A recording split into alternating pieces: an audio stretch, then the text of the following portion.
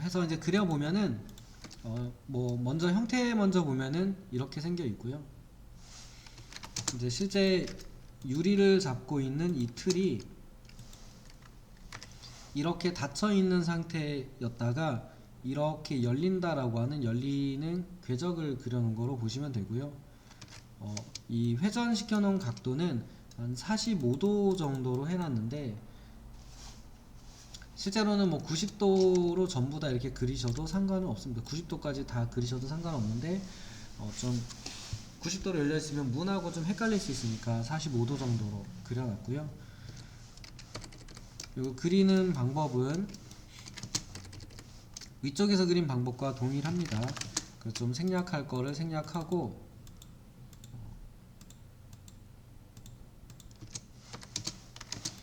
이렇게 그려져 있는 부분 요 틀까지는 좀 가지고 올게요. 자, 여기까지 그린 상태에서 이거는 동일한 크기로 그렸습니다. 여기는 45mm, 여기는 180mm 이렇게 그렸고요. 여기 들어가는 이제 유리를 잡고 있는 틀이 실제로는 이제 바깥쪽쯤에 이렇게 생겨 있을 거예요. 이렇게 생겨서 닫히고 열리고 할 텐데, 이렇게 생겨서 닫히고 열리고 할 텐데, 이제 저 부분을 여기다가 꼭 그려야 되는 건 아니고요. 뭐 좀 그려서 표현할 수 있으면 바깥쪽 어느 한쪽으로 좀 열리는 방향으로 붙여서 그려주면 더 좋겠죠. 그런데 뭐 그냥 가운데다 그려도 상관없으니까, 큰 상관없으니까 가운데에 좀 그릴게요. 그래서 크기는 80 그리고 35 이렇게 생겨있는 네모이고요. 저는 여기 끝에다가 그릴게요. 여기 끝에다가 그려서 놓고 가운데에서 만나고 있으니까 이 직교 스냅으로 만나게 붙여주고 가운데 유리 그려주고 외부에 있는 인면선까지 그려주고요. 이렇게 되어 있는 애를 로테이트 명령어로 경첩이 있는 곳에서 이렇게 회전시켜 주시면 되세요. 경첩이 설치되는 위치에서 회전을 시키시면은 돌아갈 거고요. 이렇게 잡아서 마이너스 45도 방향으로 이렇게 그려주고 아크로 그리셔도 되고 호로 그리셔도 뭐 상관없습니다.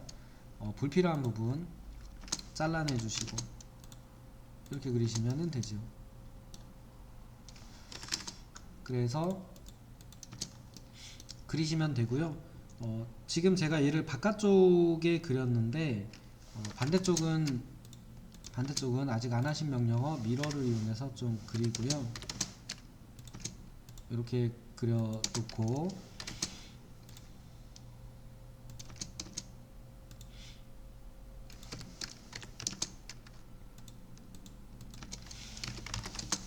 이제 상황을 좀 설명드리려고 하는데 옆으로 좀 복사를 해서 이 가급적이면은 바깥쪽 이 실제 위치와 가까운 쪽에 얘네를 그리는 게 좋습니다 라고 설명을 드렸는데 그 이유는 약간이긴 한데 이 창이 열렸을 때 어디까지 얘가 가느냐를 보기 위해서 도면을 그리는 걸 수도 있거든요. 그러니까 예를 들면은 이 창문이 실제로는 여기 설치하면은 이렇게 궤적이 그려져요. 그리고 얘가 90도로 열린다라고 생각해 보면 여기까지는 가겠죠. 그런데 얘를 실제는 바깥쪽에 설치되는 앤데 안쪽에 있었다라고 안쪽으로 그리게 되면 열리는 범위가 달라요. 여기 보면 얘는 여기까지만 영역이 확보되면은 여기까지는 열린다 이렇게 볼 수 있고 이 상태에서 이 안쪽에 설치한 창을 조금 더 돌려보면은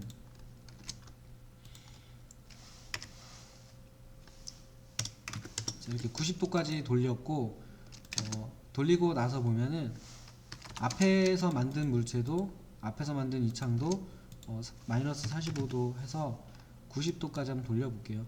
지금 보면은 다 돌리기 전이긴 한데 도면을 안쪽에서 그려서 여기까지 끝난다라고 생각을 하고 있고 이쪽 부분에 뭔가 설치될 수 있다라고 생각을 했는데 실제로 현장에서 이제 제품이 바깥쪽에서 열리는 형태를 실제로는 썼다 그러면 예상이 잘못된 거죠. 얘는 여기까지 공간이 필요한데 여기까지 필요하다라고 생각하고 설계를 했을 수 있겠죠. 그래서 웬만하면 이제 저런 것까지 고려해야 되는 상황이다 그러면 사실상 바깥쪽에 열린다면 바깥쪽에서 그려주는 게 오차를 조금은 줄일 수 있는 거죠. 저희가 오차 설계에서 생길 수 있는 문제점을 도면을 그려서 시공하거나 실제 나중에 쓰면서 문제가 생길 부분을 찾아서 그런 게 생기지 않도록 설계를 하는 건데, 지금 같은 경우는 이제 이쪽 벽면까지 요 뒤쪽의 공간이 좀 좁다라고 생각해 보면 그런 경우는 이 위치에 그려주는 게 훨씬 맞겠죠. 그래서 상황에 따라서는 이제 이렇게 맞게 그려주는 게 더 유리한 경우가 있고요. 그렇다고 해서 가운데다가 그리면 안 된다 이런 건 아니고요. 요 바깥쪽이 뭐 여유가 있거나 특별히 문제가 없다 이런 경우는 그냥 가운데다 그리셔도 도면의 기호상 문제는 없습니다. 참고하시고요. 그 다음에 이제 인면 같은 경우는 지금 보이는 형태로 그리시면 돼요. 그래서 이것도 똑같이 그려보면은 이제 사진 같은 거를 찾아서 놓으시고, 사진을 찾아 놓은 다음에 좀 따라 그려 보셔야 돼요. 실제로 이 형상을 약속된 기호 또는 약식으로 표현하는 게 도면이다 보니까 그걸 연습해 보시는 게 꼭 필요합니다.